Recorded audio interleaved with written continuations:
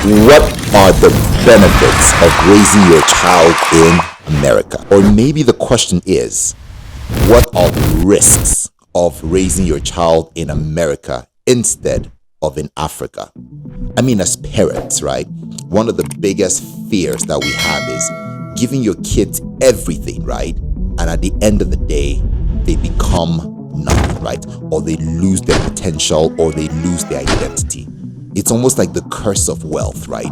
Having enough to be able to give your kids the best life, right? You take them to a whole new country, right? Out of Africa, out of Asia, out of where they were, right? Where it looks like life was hard. And you suddenly bring them into this new world of miracles, the promised land, the dreamland, right? The land of opportunity. And the risk is they could see so much, be exposed to so much, and the kids that you brought when they were like 5 years old or 6 years old to America suddenly become something else. I've had friends, right? And I've heard stories, we've all heard stories, right?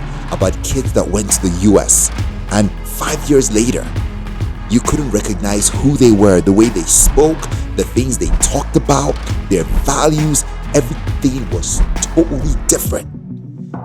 It's one of the biggest worries that parents have, right? When you take your child from his home country, where there's a lot of benefits, into a strange land that is supposed to give him so much. But at the end of the day, there is that risk. What could he turn to? I mean, it's almost like the curse of wealth, right?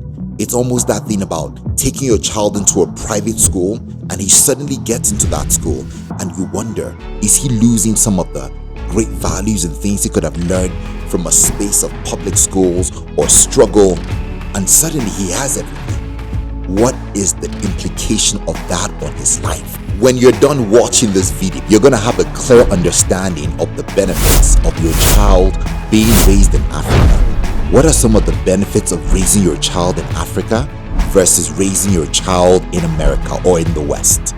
And don't feel so bad if you're already in the West and you're there.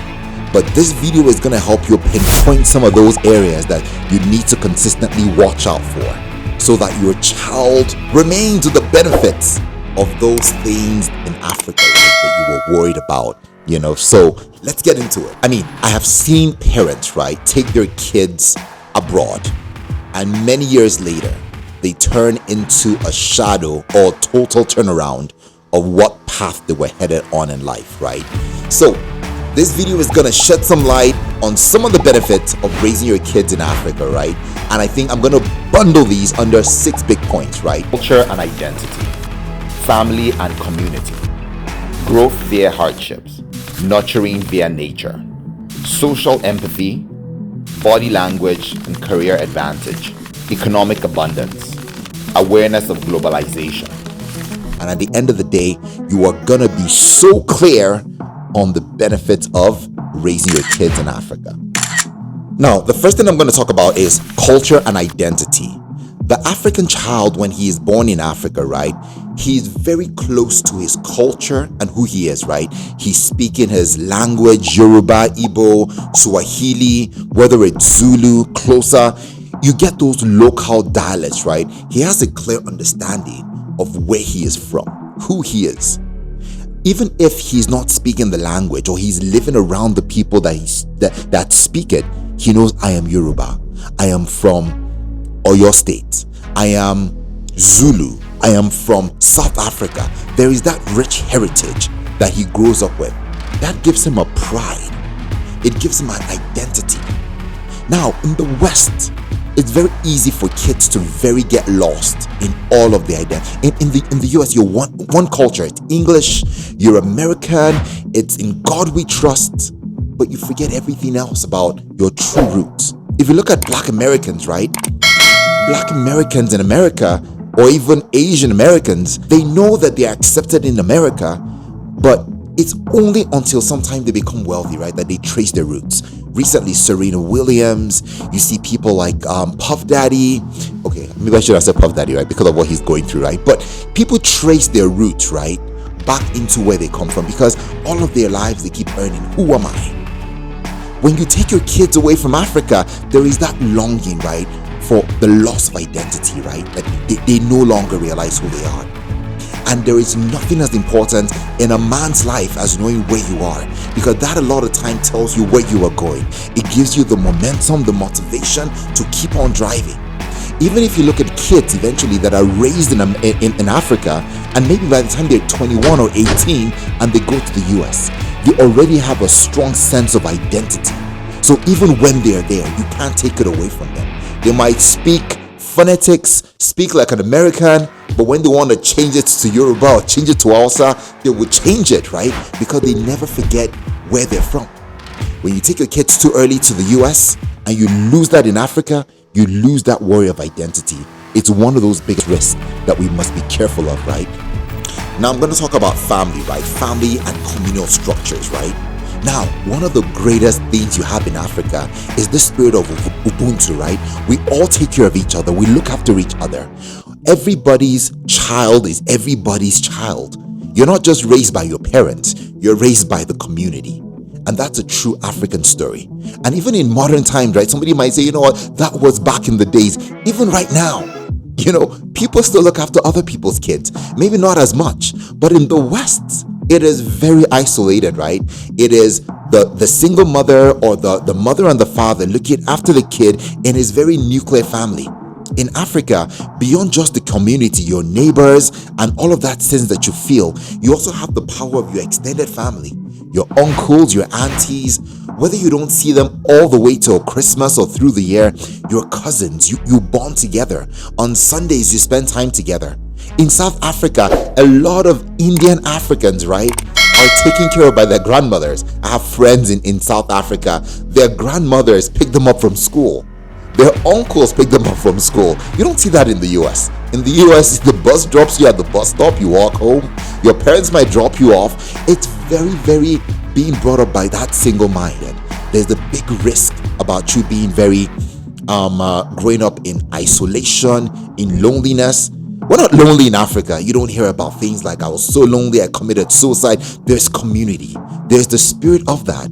When you move away from Africa into the US, those are areas you want to watch in your child. What do I fill him with community? Do I get him back to Africa to grow up? Those are areas you really want to watch out for. In Africa, people tend to have like 2 to 4 kids, right? Or maybe 2, 3 kids, right? Times are changing. Once upon a time, it was like 6 kids. Now it's maybe 2, 3 kids. But the average family is about 4 to 5. What that means is there's the philosophy, right? In a house, it's not just the father and the mother that are the parents. Immediately the first child is born, he becomes a potential parent to the second, to the third. So the last kid in a house of 4 is actually raised by like 3 or 4 parents, because he's brought up by his brother, by his sister. So there is that family size in Africa that allows the kids to be brought up by a huge community of family. Those are things that you miss out from when you move into another country. The power of raising kids in Africa cannot be underrated.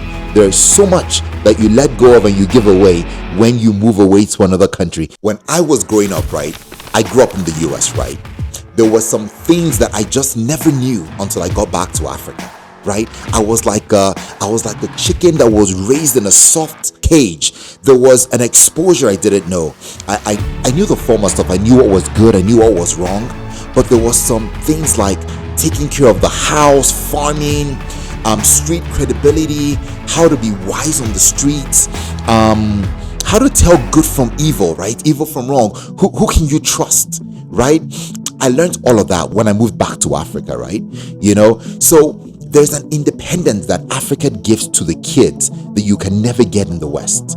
There is a level of hardship you go through that strengthens you. It makes you stronger. It makes you foolproof, you know, from the things that life will throw at you. Also, from an early age, you start to think a little bit about possibilities. How can I break through? The average African is always looking for opportunities, right? Because he doesn't live in all of the abundance, right, of the West, where Social Security takes care of you. You have coupons, you have all of that. The African is thinking, how do I create something out of nothing? So there's that entrepreneurial mindset that comes upon you very heavily, right? That is already heavy. So kids at an early age are watching their parents, right, multiplying, creating wealth and working, right? And they're trying to do things that their parents never did. Those are things that totally, when you bring up your kids too early in the US, they just totally they just totally lose out of that. And you can never ever get it back again later in their lives, right? Once it's gone, it's gone. You got to be very clear about the time the moves kid, or whether they must move at all to another country. Think about the loss of what they go through. If you think about the kind of exposure that the African kids go through, that hardship, imagine when they blend that in with the kind of entrepreneurial training that some of the cultures like Igbos in Nigeria, who are some of the biggest business owners in the country, have been able to multiply. You know, they have a system where from a young age you're studying the shops, you're going to the shop with your father, with your mother, with your uncle. You're being trained on how to multiply money. Think about the possibility of that in Africa. You know, kids will just grow up becoming another Jeff Bezos, another Tim Cook. That's the power of raising kids in Africa with the right combinations of those cultures. And those are things that you miss out from when you are stepping out of the country. Now, when I was in Kenya, right, a big thing that I just realized is the average Kenyan cannot eat bushmeat. I mean, when I got in from Nigeria and I was in Kenya, I was like, guys, I was looking for bushmeat everywhere in Kenya, right? Like, where can I eat bushmeat, right? Because in Nigeria, we love bushmeat, right? But in Kenya, right, they've grown up with close to natural conservation, close to animals. They cannot come to terms with eating animals. They are one with nature. There is a whole natural embrace that comes through to the natural African because you grew up close to nature.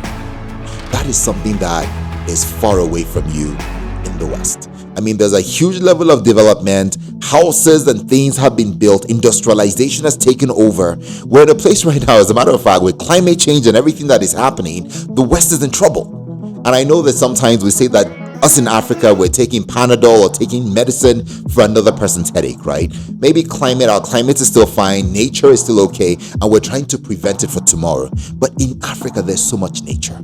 We're close to these natural things that make us one with man. How do you bring up kids thinking sustainability? A lot of countries in the West, they're trying to drive sustainability. But a lot of kids in the West do not even know what it is to live in a place of nature with fantastic sustainability where everything is clean. In Africa, that's what we live every day. You know, raising kids in such an environment starts to make them think about how they can preserve where they are today because they've tasted it, they've enjoyed it, they've seen it.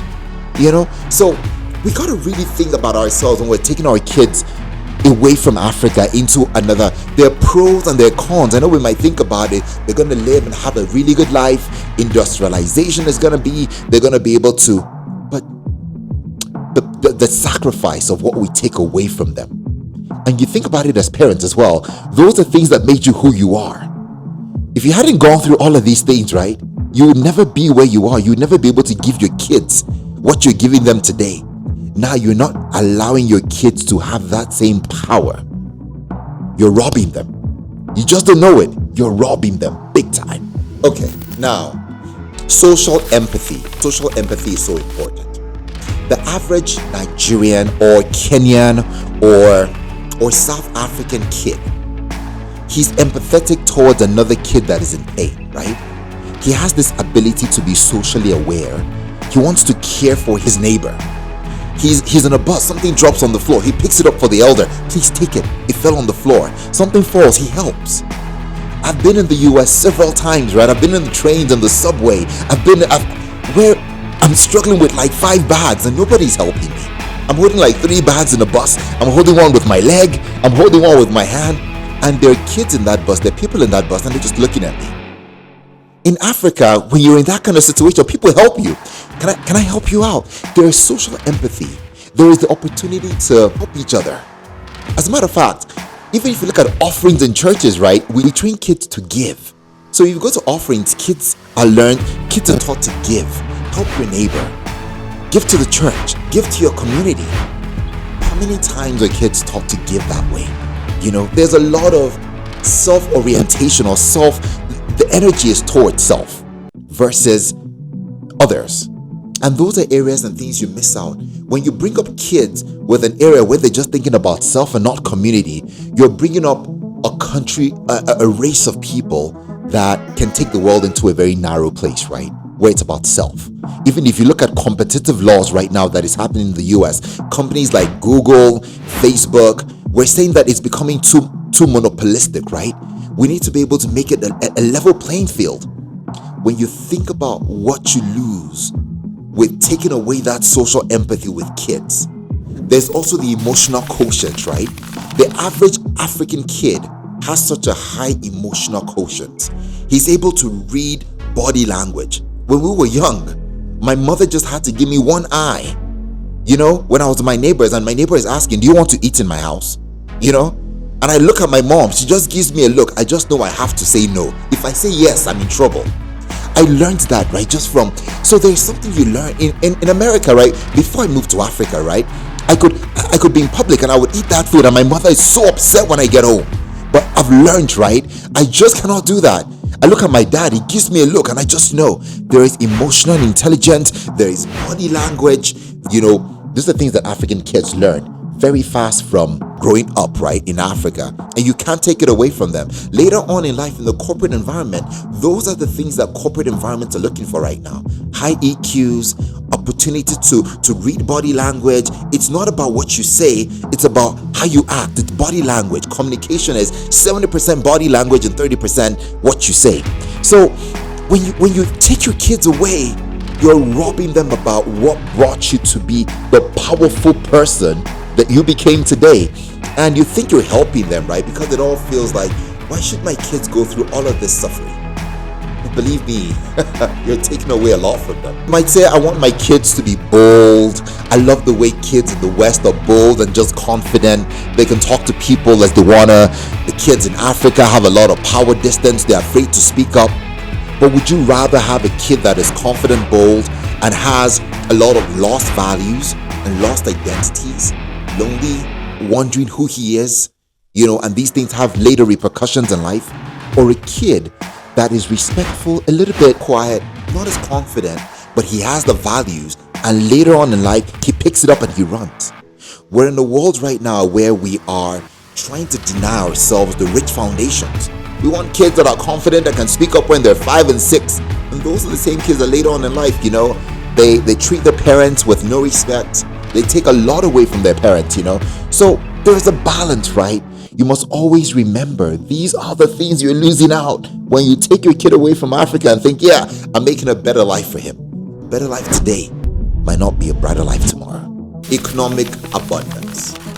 In the West, the average American kid is provided for. Education, free, water, everything is free, right? So this keeps him in a space of entitlement, right? He's entitled, everything works. In Africa, you got to make it work. So there's an opportunity to multiply wealth that you see that comes through from these kids, that goes into their heads, right, when they're young. Look at the Igbos, right? Back in Nigeria, during the days of Biafra, after Biafra, right? After the war, after the Igbos lost the war, when they went up against the Nigerian military, they lost lives. Millions of people were slaughtered in that war, right? Remember the Ojukwu saga. If you want me to do a video on that, let me know as well. Drop it in the chat as well. I will do a video on that. There was a time in Nigeria where the Igbos went against the Nigerian might, trying to free themselves to become another country. They tried to fight for it. Lives were lost. After they lost that war, the Nigerian government decided to punish the Igbos, right? And if you had like up to $1 million in your account, everybody's account was almost zeroized, right? To, was it $1 or 100, or I think it was like 100 naira. So you had wealth, but suddenly you were given like just 100. Imagine being wealthy before the war, and after the war, suddenly boom. Those same people years back, that their accounts were zeroized or made to 100 naira, they are the richest people, one of the richest business people in Nigeria today. They've been able to create wealth and businesses out of nothing at all. I mean, that's like making love out of nothing at all, right? You know that song, right? But I mean, that's what they've done. And that's what Africa does to you, right? From a space of impossibility, you create possibilities, you know? Look at Jacob Zuma. I mean, not all good with Jacob Zuma, but he is one of the presidents that he taught himself to read, to write. He didn't go to school, but he taught himself everything he knows, right, from a literacy perspective, to eventually rise to become the president of South Africa. Look at the Kikuyus, right? The Kikuyus in Kenya, in East Africa, right? Once upon a time it was just farming. Maasais were the richest with cows and had all the land, but the Kikuyus were very smart, and they were able to start to build themselves into the political landscape. They were able to build themselves into wealth. You look at Kenya today, the Kikuyus run the economy. That is creating magic out of no magic. And those are things that you see, right? Are there pockets of that in the West? Yeah, they are. But you're sitting in a space right now where you don't see a lot of those opportunities. So we gotta come into a space and think about the possibility of what we get in Africa, right? When we get to raise our kids here, those are things that you get to see. Globalization. The average kid in a lot of countries, in America, in Europe, they have a very narrow mindset about the world. The world is just America. The world is just Europe. The world is just UK. If you ask them, where is Africa? They think Africa is a country. They think South Africa is Africa. They think that Nigeria is Africa. There's a very narrow mindset about the world. The average American kid is thinking about conquering America. He has a mindset of that. But very early in life, the average African knows that Africa is a part of the world. There is West, there's North America, there's South America. He's very globally aware. That global orientation is what gets him ready to take on the world. That's why some kids, they just want to get through high school and go to the US because they're very globally aware. Imagine the power of having that global awareness, but with the mindset of entrepreneurship, right? Of building businesses, and with the kind of high intelligence quotient that the African has. He will take over the world tomorrow. Globalization, with EQ, with economic power, with entrepreneurship ability, which we must drive. That is what takes over the world. Now, those are things that you do not see a lot of times in America or in the West. I keep saying America or in the West. And I'm telling you this from experience because I've lived around, I've been around, I've been there, done. It's the reality of what we see. So as parents, the only thing that we have sometimes is the early life that God has given to us with our kids, right? He's placed the kids in our hands and said, make the right decisions for them. Sometimes we think the right decisions are taking them to the West. Sometimes it's not. You got to think about the pros and the cons and what God has placed in your laps, right, to be able to do. A lot of kids eventually become something else, and the parents say, you were not like that when you were growing. What happened? You happened to them. It was you that made the decision. But you got to think about it. If you really like this video, I try to share a lot of these things to be able to create an awareness about the power and the benefits of Africa and the power of our local home countries. Subscribe, follow the video, and let's make a difference, right? Africa is rising, and it's a huge, big opportunity. Africa is the next frontier for the world. No matter how things look right now, there's a huge power of what is happening in Africa, and you gotta ride the wave. So I'll see you in the next video. Until then, keep your heads up and know that Africa is rising and Africa can rise.